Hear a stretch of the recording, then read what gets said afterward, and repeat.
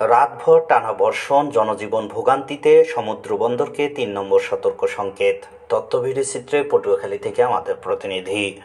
সক্রিয় মৌসুমি বায়ুর প্রভাবে উত্তাল বঙ্গোপসাগর এলাকায় গভীর সঞ্চালনশীল মেঘমালা সৃষ্টি অব্যাহত রয়েছে। এর প্রভাবে পটুয়াখালীর দশমিনায় গত এক সপ্তাহ ধরে গুঁড়ি থেকে মাঝারি বৃষ্টিপাত হচ্ছে। তবে গতকাল বুধবার দিবাগত রাত ৯টা থেকে টানা মাঝারি বৃষ্টিপাত হচ্ছে। গতকাল সকাল ৯টা থেকে আজ সকাল ৯টা পর্যন্ত জেলায় ১৫২.৯ মিলিমিটার বৃষ্টিপাত রেকর্ড করেছে পটুয়াখালী আবহাওয়া অফিস। টানা বর্ষণে জনজীবনে ভোগান্তি নেমে এসেছে। বৃষ্টির পানিতে তলিয়ে গেছে অসংখ্য মাছের ঘের ও পুকুর। এদিকে কুয়াকাটা সংলগ্ন বঙ্গোপসাগরে বেশ উত্তাল রয়েছে।